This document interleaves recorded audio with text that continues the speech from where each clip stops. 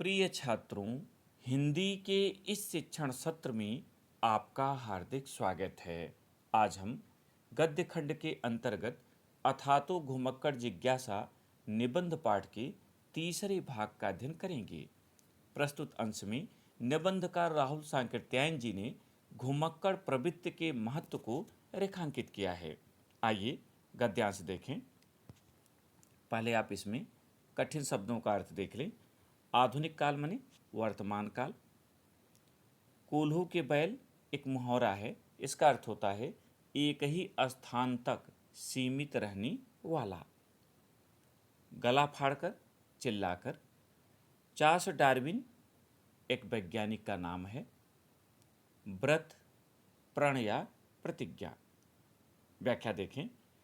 आधुनिक काल में घुमक्कड़ों के काम की बात कहने की आवश्यकता है, क्योंकि लोगों ने घुमक्कड़ों की कृतियों को चुरा के उन्हें गला फाड़कर अपने नाम से प्रकाशित किया, जिससे दुनिया जानने लगी कि वस्तुतः तेली के कोल्हू के बैल ही दुनिया में सब कुछ करते हैं। व्याख्या। निबंधकार महापंडित राहुल सांकृत्यायन जी कहते हैं कि वर्तमान समय में घुमक्कड़ी करने वालों की उपलब्धियों से आम जनमानस को परिचित कराने की आवश्यकता है, क्योंकि अधिकांश तथाकथित लेखकों ने उनकी रचनाओं को चुराकर अपने नाम से प्रकाशित करा लिया और इसका प्रचार प्रसार भी किया, जिससे संसार के लोग यह जानने लगे, मानने लगे कि वस्तुतः ये ही विद्वान हैं, जबकि ये कोल्हू के बैल की तरह एक ही स्थान पर सीमित रहने वाले लोग हैं। ऐसे लोग ही समाज में विद्वान बनने का ढोंग करते हैं, जबकि ये वास्तविक विद्वान नहीं हैं।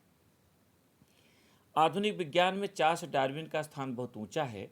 उसने प्राणियों की उत्पत्ति और मानव वंश के विकास पर ही अद्वितीय खोज नहीं की, बल्कि कहना चाहिए कि सभी विज्ञानों को डार्विन के प्रकाश में दिशा बदलनी पड़ी।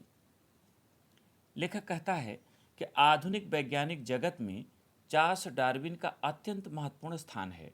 उन्होंने प्राणियों की उत्पत्ति एवं मानव वंश के विकास पर अद्वितीय खोज की। सर्वोत्तम की उत्तरजीविता जैसा सिद्धांत देने वाले डार्विन ने वैज्ञानिकों को एक नई दृष्टि दी, जिसके आलोक में उन्हें अपनी पूर्व धारणाओं में परिवर्तन करना पड़ा, पूर्व में बनाए हुए विचारों को बदलना पड़ा। लेकिन क्या डार्विन अपने महान आविष्कारों को कर सकता था यदि उसने घुमक्कड़ी का व्रत न लिया होता? लेखक प्रश्न करता है कि क्या बिना घुमक्कड़ी के चार्ल्स डार्विन इतनी बड़ी उपलब्धि प्राप्त कर सकते थे? वह स्वयं उत्तर देते हुए कहता है, नहीं। यदि डार्विन ने घुमक्कड़ी को न अपनाया होता, घुमक्कड़ी का व्रत न लिया होता, तो वे यह उपलब्धि शायद प्राप्त न कर पाते। इस पर आधारित प्रश्नोत्तर देखें। पहला प्रश्न, प्रस्तुत गद्यांश का शीर्षक तथा लेखक का नाम लिखिए। उत्तर, प्रस्तुत गद्यांश का शीर्षक अथातो घुमक्कड़ जिज्ञासा और लेखक का नाम राहुल सांकृत्यायन है। दूसरा प्रश्न, रेखांकित अंश की व्याख्या कीजिए। और यहाँ रेखांकित अंश है, आधुनिक विज्ञान में चार्ल्स डार्विन का बहुत ऊंचा स्थान है। उसने प्राणियों की उत्पत्ति और मानव वंश के विकास पर ही अद्वितीय खोज नहीं की, बल्कि कहना चाहिए कि सभी विज्ञानों को डार्विन के प्रकाश में दिशा बदलनी पड़ी। उत्तर, निबंधकार राहुल सांकृत्यायन जी कहते हैं कि आधुनिक वैज्ञानिक जगत में चार्ल्स डार्विन का अत्यंत महत्वपूर्ण स्थान है। उन्होंने प्राणियों की उत्पत्ति और मानव वंश के विकास पर अद्वितीय खोज ही नहीं की, बल्कि वह अकाट्य प्रमाण भी प्रस्तुत किया, जिसके प्रकाश में वैज्ञानिकों को अपनी पूर्व धारणाओं में परिवर्तन करना पड़ा। यह सब घुमक्कड़ी के कारण ही संभव हो सका। तीसरा प्रश्न, यहाँ कोल्हू के बैल मुहावरे का क्या अभिप्राय है? उत्तर, यहाँ कोल्हू के बैल मुहावरे का अभिप्राय सीमित स्थान पर रहकर कार्य करने वाले लोगों से है। चौथा प्रश्न, लेखक चार्ल्स डार्विन की खोज के पीछे वास्तविक कारण क्या मानता है? उत्तर, लेखक चार्ल्स डार्विन की खोज के पीछे वास्तविक कारण उनकी घुमक्कड़ प्रवृत्ति को मानता है। पांचवा और अंतिम प्रश्न, दुनिया किसे विद्वान मानती है और वास्तविक विद्वान किसे कहा जाना चाहिए?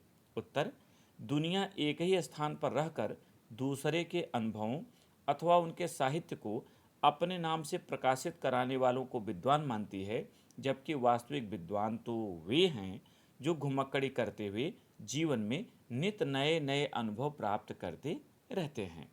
इस भाग में इतना ही। अगले भाग में फिर मिलेंगे। बहुत बहुत धन्यवाद।